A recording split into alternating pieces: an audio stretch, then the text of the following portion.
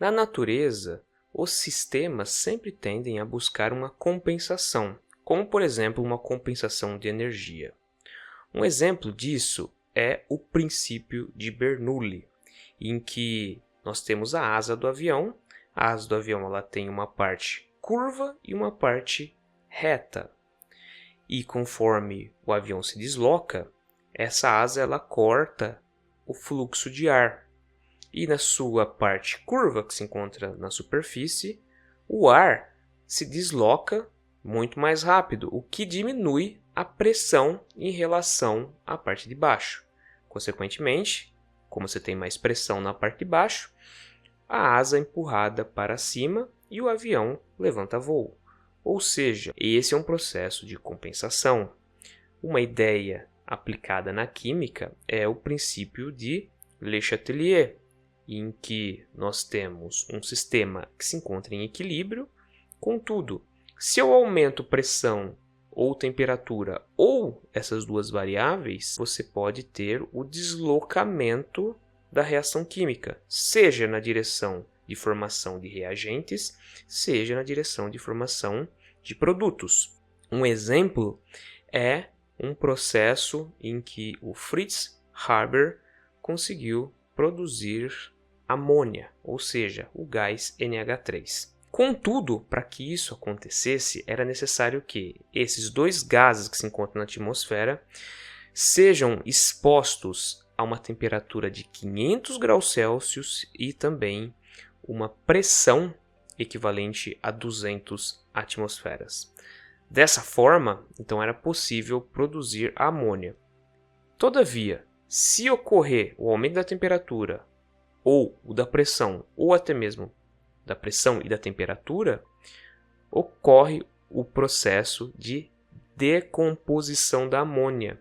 Ou seja, a amônia ela tende a voltar para o aspecto de molécula de hidrogênio e de molécula de nitrogênio. Isso tanto se subir a temperatura ou se baixar a temperatura, se subir a pressão ou baixar a pressão, ou ambos os casos. Você tem o deslocamento do equilíbrio.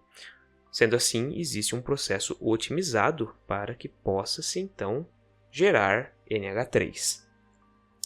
E esse processo, que a gente vê tanto na química quanto na física, demonstra realmente que a natureza sempre tende a encontrar um caminho específico para que tudo volte a um equilíbrio. E essa observação também se aplica em características que podem ser relativísticas. Obviamente, nós não estamos falando de átomos, não vamos falar do princípio da mecânica clássica, mas vamos falar aqui de uma forma como Albert Einstein estava pensando em relação à luz. Por quê?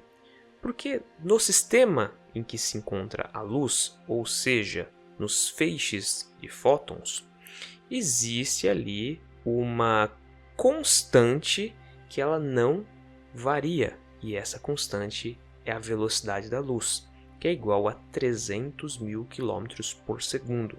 Sendo assim, o Albert Einstein ele se imaginou na posição do fóton, ou seja, o fóton se deslocando a 300 mil km por segundo.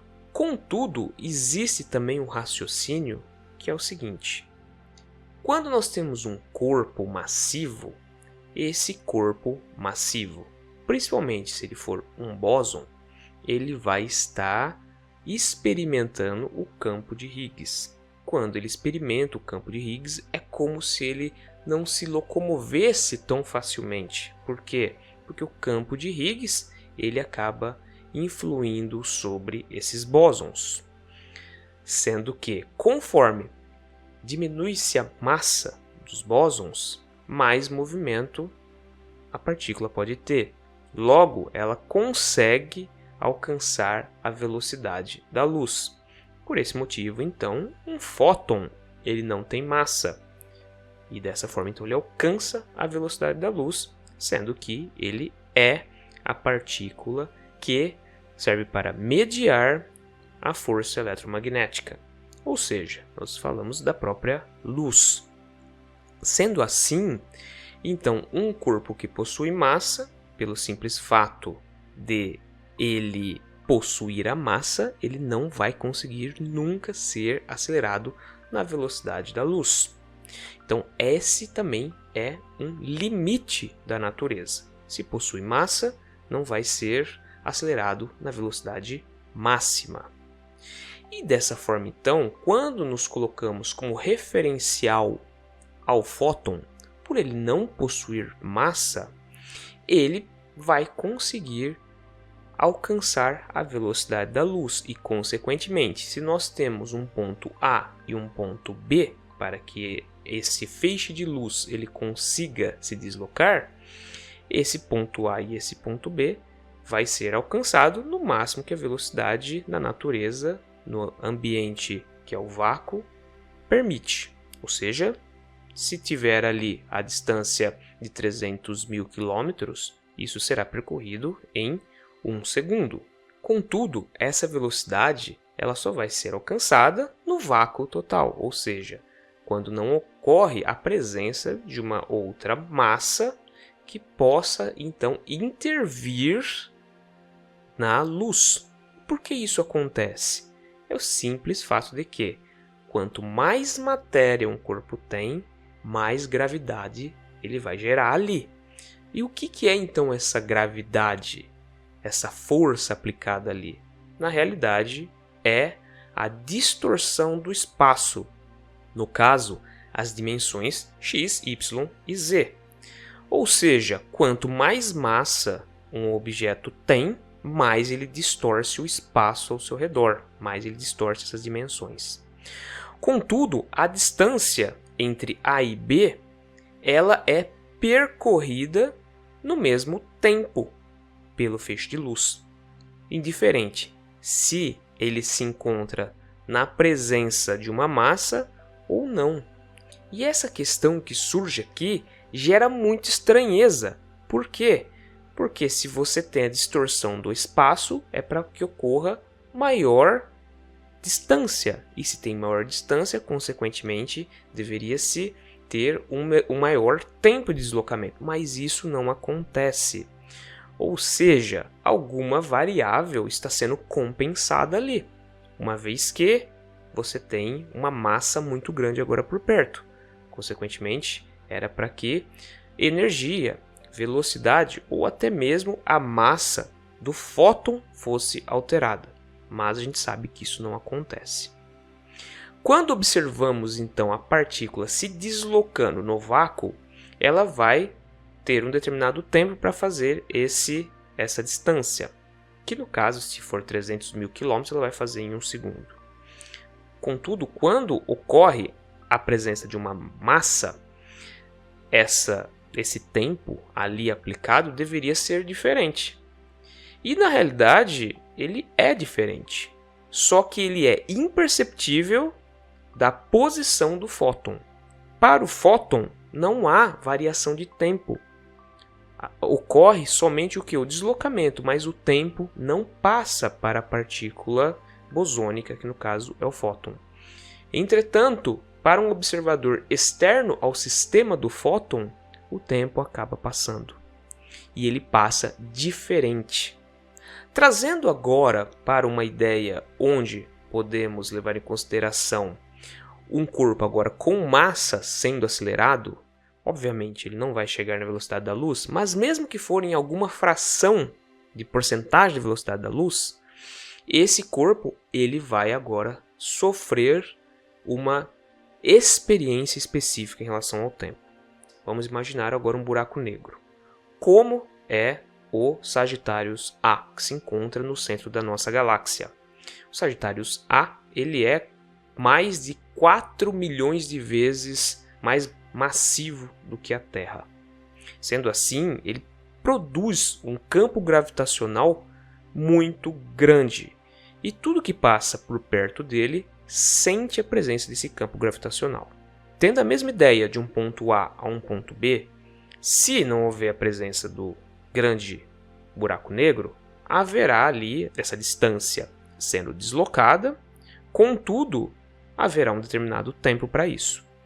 Mas, quando temos a presença dessa gravidade, desse efeito gravitacional tão grande que o buraco negro pode causar, ele interfere ali agora na forma como o espaço se comporta.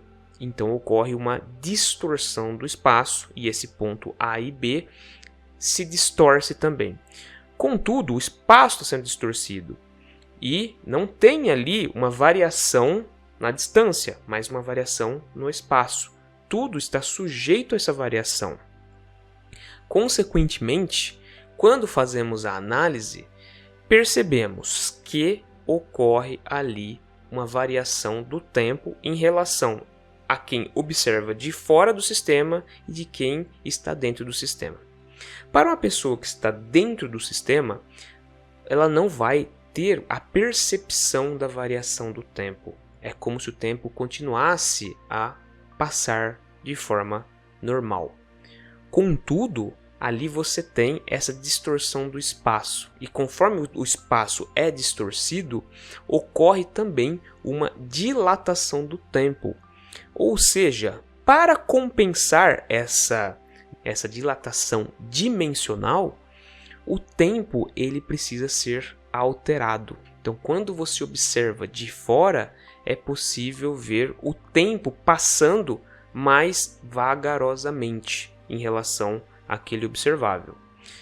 Para quem está dentro do observável, né, do sistema, que pode ser, por exemplo, uma nave espacial, quando ele sair dessa experiência da dilatação dimensional e, consequentemente, também da dilatação temporal, ele vai observar que o referencial que estava fora do sistema, para ele o tempo passou numa velocidade muito maior. Ou seja, o que o sistema está mostrando? Está mostrando que, assim como ocorre lá no princípio de Bernoulli, assim como ocorre lá no princípio de Le Chatelier, que são sistemas completamente diferentes, a natureza impõe umas regras de compensação. E isso também ocorre em relação ao aspecto da relatividade. Para quem está fora do sistema, você tem um determinado observável relativo. Para quem está dentro do sistema, ele tem um determinado observável relativo. Ou seja, para a pessoa que está dentro do sistema, ela está tendo a experiência de ter o tempo e o espaço dilatados, enquanto quem está fora não tem esse processo. Uma analogia que podemos fazer em relação aos observáveis mais simples, ou seja, a física clássica, seria o seguinte: imagina que nós temos duas bolas de ping-pong e existe um espaço de 10 metros para que elas possam percorrer. Então eu arremesso essas duas bolinhas, só que uma faz um trajeto linear, ou seja, um trajeto reto, e a outra vai fazer uma parábola. Não existe aqui aspectos relacionados, por exemplo, com o atrito do ar, não existe aqui aspectos que vão variar a energia e nem a velocidade dessas bolinhas. Ou seja, elas estão em sistemas muito similares, entretanto a trajetória delas é diferente. Considerando que um sistema parabólico fosse como se tivesse uma massa muito grande interferindo, dobrando o espaço ali, para que essas duas bolinhas elas alcancem o ponto B, sendo que uma vai fazer a parábola por causa da distorção do espaço e a outra de forma linear, existe a necessidade de que a bolinha que está sofrendo a presença da gravidade, que ela faz um comportamento trajetório diferente, ela acaba tendo que o tempo passar diferente para ela. Mais uma vez, energia, momento e também velocidade não são alterados. Consequentemente, então, o tempo tem que ser relativo para os sistemas. Dessa forma, então, quando falamos que o tempo é relativo, é o tempo relativo ao sistema. Ele vai ser alterado conforme o sistema também é alterado. Dessa forma, para quem observa de fora, as duas bolinhas vão percorrer a distância A a B. Contudo, a bolinha B, o tempo vai passar mais devagar para ela, e a bolinha A, o tempo vai passar muito mais rápido. Consequentemente, é aquela mesma história. Se passarmos por perto de um buraco negro, como acontece no filme Interestelar, ali 1 minuto pode corresponder a várias horas ou até mesmo dias na Terra.